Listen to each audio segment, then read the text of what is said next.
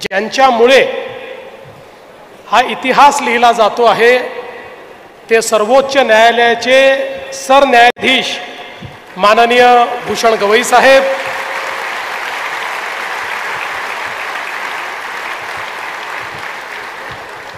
बॉम्बे हायकोर्टचे मुख्य न्यायाधीश श्री आलोक आराध्य साहेब, आमचे सहकारी आणि राज्याचे लोकप्रिय उपमुख्यमंत्री एकनाथ शिंदेजी, पालकमंत्री प्रकाश आंबेडकरजी, या ठिकाणी उपस्थित ज्येष्ठ न्यायाधीश श्री चंद्रशेखरजी, श्री रवींद्र घुगेजी, ज्यांच्या नेतृत्वात इथे न्यायदानाचं काम चालणार आहे ते श्री मकरंद कर्णिकजी, विशेष रूपाने मंचावर उपस्थित असलेले खासदार छत्रपती शाहू महाराज, त्याचप्रमाणे माननीय न्यायमूर्ती महेश सोनकजी, श्रीमती भारती डांगरेजी, श्री मनीष पुतळेजी, श्री अनिल किल्लोरजी, श्री शिवकुमार डिगेजी, त्याचप्रमाणे श्रीमती शर्मिला देशमुख, श्री श्याम चांडक, श्री SB चपळगावकर, श्री गौतम अंकड, आमचे AG श्री वीरेंद्र सराफ, श्री अनिल सिंग, या संपूर्ण प्रक्रियेत ज्यांनी अतिशय मोलाचा सहभाग दिला ते ॲडव्होकेट संग्राम देसाई, ॲडव्होकेट वसंतराव भोसले, ॲडव्होकेट विवेक घाडगे, ॲडव्होकेट मिलिंद थोबडे, त्याचप्रमाणे श्री ॲडव्होकेट अमोल सावंत, श्री विजयराव पाटील. या कार्यक्रमाकरता विशेष रूपाने उपस्थित असलेले आमचे मंत्रिमंडळातील सहकारी चंद्रकांत दादा पाटील, हसन मुश्रीफजी, उदय सामंतजी, शिवेंद्रराजे भोसलेजी, जयकुमार गोरेजी, नितेश राणेजी, या ठिकाणी उपस्थित सर्व सन्माननीय आमदार, खासदार, सर्व आजी माजी न्यायमूर्ती, सर्व ज्येष्ठ वकील आणि उपस्थित कोल्हापूरकर भगिनी आणि बंधूंनो, आज खरोखर कोल्हापूरमध्ये एक नवीन इतिहास रचला जातो आहे आणि मला अतिशय आनंद आहे की या ऐतिहासिक क्षणाचा साक्षी होण्याची संधी या ठिकाणी मला देखील लाभली आणि म्हणून मी देखील खरं म्हणजे आपल्या सर्वांचं मनापासनं आपले आभार मानतो. आणि हे खरंच आहे की आज माननीय सर्वोच्च न्यायालयाचे सरन्यायाधीश भूषण गवई साहेब यांचा संकल्प आणि त्यांचा दृढ निश्चय की कोल्हापूरला सर्किट बेंच झालंच पाहिजे, हा दृढ निश्चय आणि त्याला त्याच प्रकारचा प्रतिसाद देणारे आपले मुख्य न्यायाधीश आलोक आराध्य साहेब यांचं मी खूप मनापासून या ठिकाणी आभार मानतो, त्यांचं अभिनंदन करतो की हा इतिहास आज या ठिकाणी तुम्ही लिहिलाय. खरं तर मला या गोष्टीचा आनंद आहे की या इतिहासाचं साक्षीदार होण्याचा आम्हाला संधी लाभली आणि या इतिहासामध्ये शिंदे साहेब असतील, आम्ही सगळे असू, छोटा छोटा वाटा देखील आम्हाला त्या ठिकाणी उचलता आला, याचं मला समाधान आहे.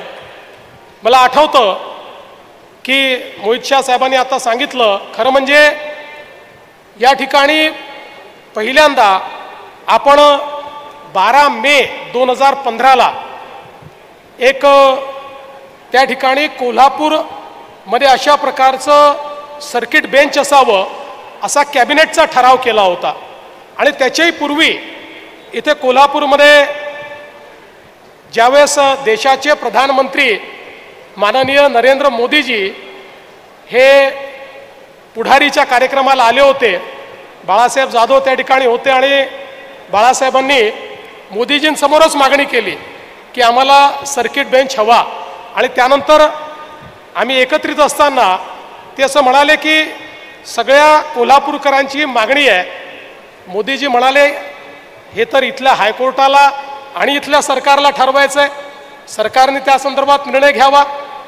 पण मला आनंद आहे की त्यानंतर आम्ही कॅबिनेटमध्ये हा विषय घेतला, कॅबिनेटची मान्यता घेतली आणि हा विषय मान्य करून आम्ही माननीय उच्च न्यायालयाकडे पाठवला. त्यानंतर काय घडलं हे मोहित शाह साहेबांनी या ठिकाणी सांगितलं. पण तो इतिहास आपण जरी बाजूला ठेवला तरी पुन्हा मला आठवतं की 2018 साली आमच्या चंद्रकांत दादा पाटील यांच्या नेतृत्वामध्ये एक कोल्हापूरचं मोठं शिष्टमंडळ मला भेटायला आलं होतं. त्याच्यामध्ये ND पाटील साहेब होते, बाळासाहेब होते, शाहू महाराज स्वतः त्याच्यामध्ये होते, संभाजीराजे तुम्ही होता, तमल माडिक तुम्ही होतात, या ठिकाणी बंटीसाहेब तुम्ही होतात, सगळे अनेक इथले सगळे क्षीरसागरजी तुम्ही होतात, असे सगळे लोक या ठिकाणी आले आणि त्यांनी हे सांगितलं की पुन्हा एकदा तुम्ही हायकोर्टालाही विनंती करा, आम्ही त्याचा पाठपुरावा करतो आहोत आणि माननीय उच्च न्यायालयाला तुम्ही सरकारच्या वतीनं यापूर्वी जो तुम्ही ठराव पाठवला त्या ठरावात तुम्ही लिहिलं की कोल्हापूरला सर्किट बेंच करावा आणि पुण्याचाही विचार करावा, असं नाही तर निसंदिग्ध फक्त कोल्हापूरचा उल्लेख असलेलं पत्र हे त्या ठिकाणी गेलं पाहिजे, अशा प्रकारची विनंती या शिष्टमंडळाने केली.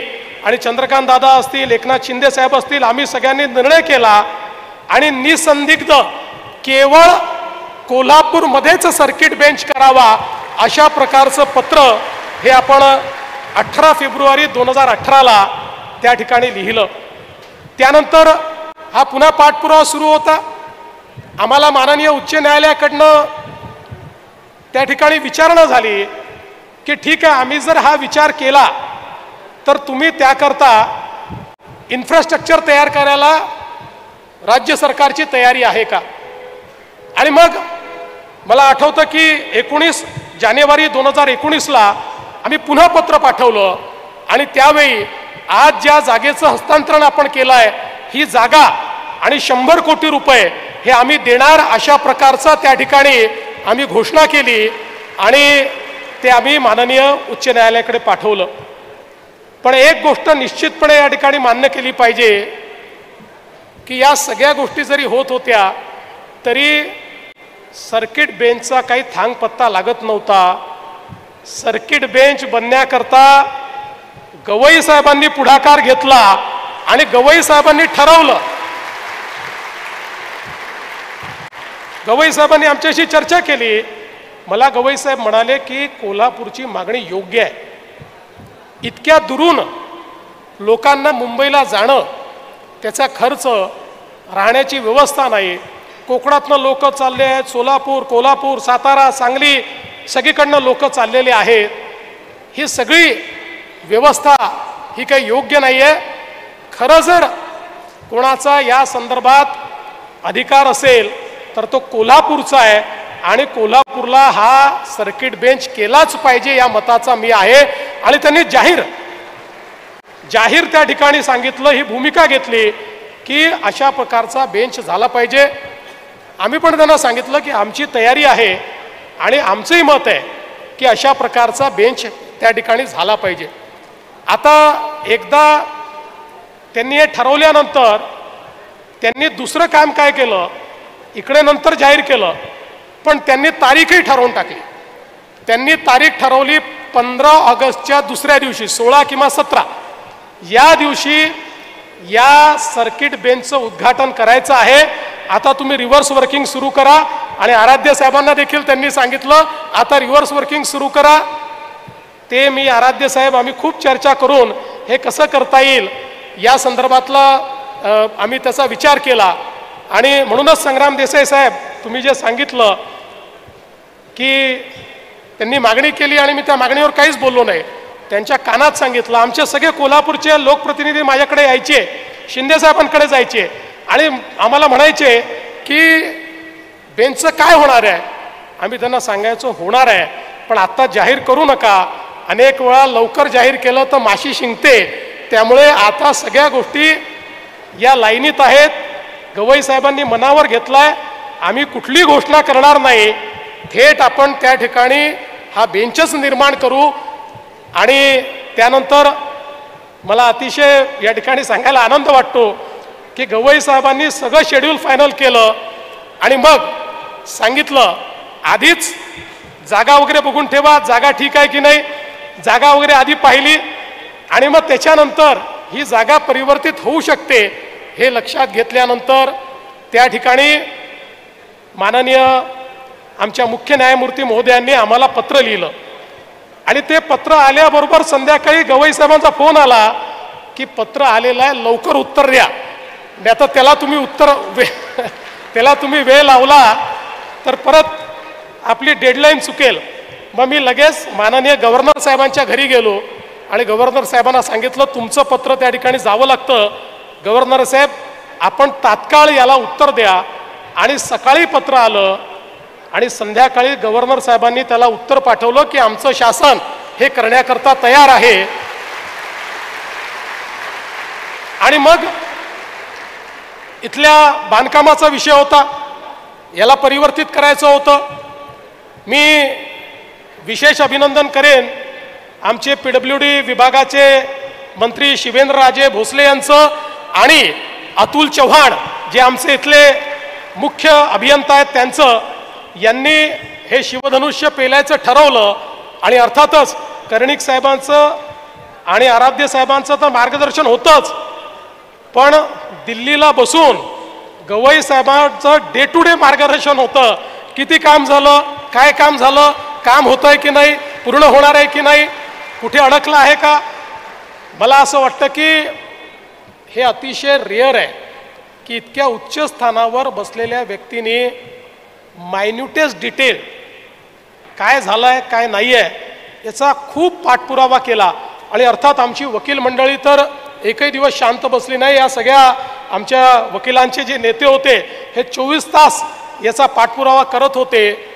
आणि मला असं वाटतं की इतक्या कमी वेळामध्ये, अतिशय कमी वेळामध्ये या ठिकाणी अतिशय सुंदर काम आमच्या PWDच्या टीमने या ठिकाणी केलेलं आहे. त्यांचं इथले जिल्हाधिकारी असतील, मनपा आयुक्त असतील, यांचं मी मनापासून अभिनंदन करतो. कारण आज त्यांच्या सगळ्यांच्या कामामुळे महाराष्ट्र सरकारची मान सरन्यायाधीशांसमोर उंच झालेली आहे. म्हणून त्यांचं मी अतिशय मनापासून या ठिकाणी अभिनंदन करतो. आणि आता एक शब्द अजून देतो की आम्ही या ठिकाणी जमीन आज हस्तांतरित केली आहे. नुसतं जमीन हस्तांतरित करून आम्ही थांबणार नाही, लवकरात लवकर याचा आराखडा तयार करून कर्णिक साहेब आपण आणि सरन्यायाधीश महोदय जेवढ्या लवकर तो आराखडा आम्हाला देतील तेवढ्या लवकर इथल्या सर्किट बेंचच्या नवीन इमारतीचं बांधकाम देखील आम्ही सुरू करू. अतिशय चांगली अशा प्रकारची इमारत ही या ठिकाणी सर्किट बेंचची निश्चितपणे आम्ही करणार आहोत. आणि एक गोष्ट आपण मान्य केली पाहिजे की केवळ एक उच्च न्यायालयाचं सर्किट बेंच या ठिकाणी आलेलं नाही, तर एक कोल्हापूरच्या सर्वांगीण विकासाचं दालन या एका सर्किट बेंचने उघडलेलं आहे. कारण आता कोल्हापूर हे सेंटर स्टेजवर आलं आहे.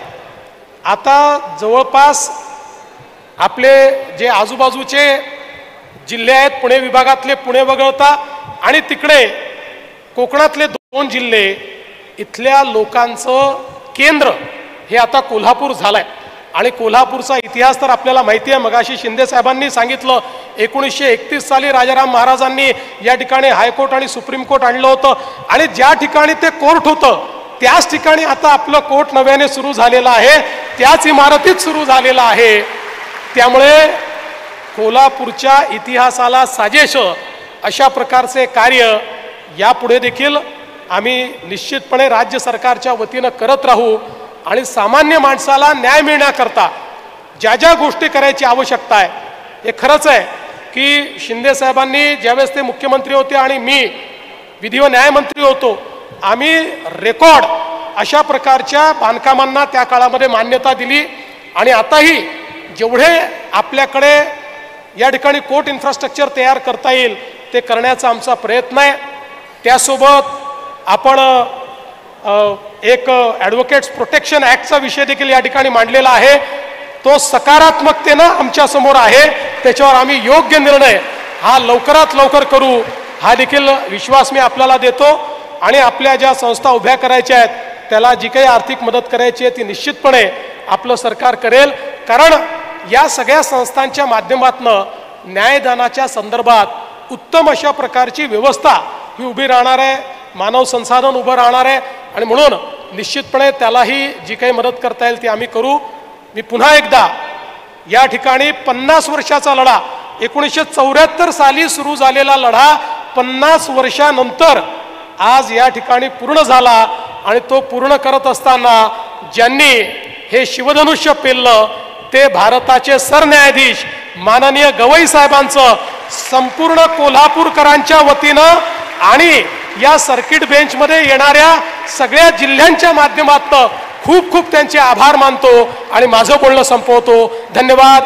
जय हिंद, जय महाराष्ट्र.